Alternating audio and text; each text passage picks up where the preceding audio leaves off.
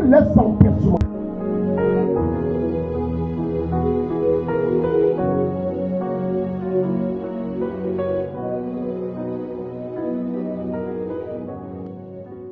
Corinthiens chapitre 16, et le verset 9. Car une porte grande et d'un accès efficace mais ouverte, et les adversaires sont nombreux. 1 Thessaloniciens chapitre 2, verset 18. Aussi voulions-nous aller vers vous, du moins moi Paul, même 2 fois, mais Satan nous en a empêchés. Quand on parle des empêchements, les 2 passages que nous avons lus nous l'expliquent. Paul dit, une grande porte, un accès efficace mais ouverte, mais les adversaires sont nombreux.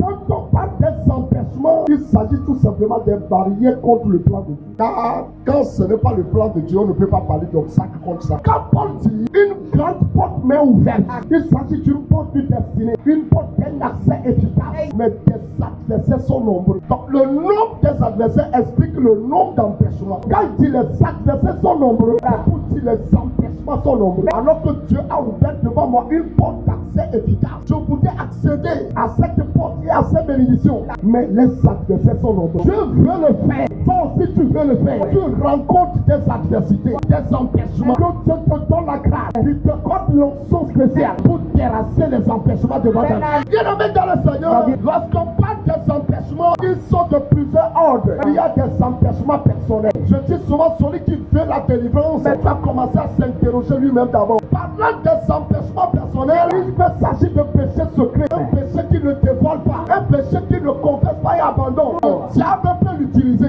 comme une porte pour empêcher la personne là d'avancer. On peut parler aussi de l'ignorance. L'ignorance, quand tu ne connais pas, l'ignorance peut t'empêcher dans la vie. Et d'ailleurs, le plus grand des problèmes de l'humanité, c'est l'ignorance. L'ignorance est comme une montagne, est dirigée par l'Esprit de Dieu. Parce que l'Esprit de Dieu connaît tout. C'est pourquoi quand on parle par exemple de Zorobabel, où il avait commencé à bâtir une maison, mais la maison ne finit jamais. Il ne savait pas ce qui se passe. Il était dans l'ignorance à l'égard de l'empêchement qui l'empêchait. Jusqu'à ce qu'un jour l'Esprit ça lui révèle. Il y avait une montagne devant toi. Et il va parler contre la montagne. Mais le problème de beaucoup, c'est l'ignorance par rapport à leur réalité. Ils ont besoin que Dieu leur ouvre les yeux. Ils ont besoin que Dieu leur ouvre les oreilles. Ils ont besoin de voir. C'est pourquoi Jésus dira, vous connaissez la vérité. Et la vérité vous rendra libre. Les empêchements peuvent être hérités. Ton papa a traversé ça. Les mêmes détails exactement. Quand si tu vis ça, ce sont des empêchements hérités. Mais tu ne vaincras au nom de Jésus. Il y a aussi des empêchements naturels. Par exemple, la mer rouge. Ce n'est pas quelqu'un qui l'a mis là-bas. À un moment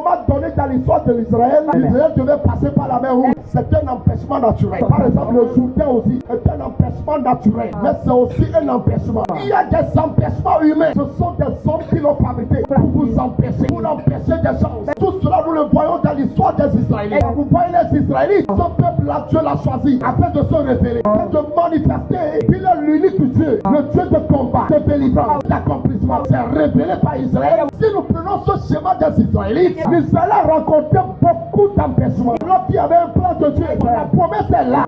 Sauf qu'il y a des empêchements. Et le premier empêchement, c'était d'abord l'empêchement humain en collaboration avec le diable. On appelle Pharaon. C'est une personne assise dans la sorcellerie et qui disait, je ne laisserai pas ce peuple aller. Alors que le peuple avait une promesse. Pharaon devient un obstacle humain, assis dans la magie, dans la cruauté, dans la méchanceté. Il a mis des portes pour qu'Israël ne passe pas. Mais Dieu par sa puissance, par l'application du sang, les portes étaient ouvertes. Le peuple avançait. Arrivé devant la mer rouge, nous voyons là une barrière naturelle, un empêchement naturel. Mais Dieu a parlé à la mer. Il a fait un passage dans la mer. Par exemple, Jéricho. Jéricho n'était pas un empêchement naturel. Mais ce sont les habitants de Jéricho qui ont entendu qu'il y a un peuple qui avait force, qui avait puissance. Et ce peuple-là s'en va dans sa destinée. C'est pourquoi les gens de Jéricho ont bâti cette muraille-là. Et pour ne jamais voir Israël passer. Bien-aimé, Paul dit une grande porte, un accès efficace, mais ouverte.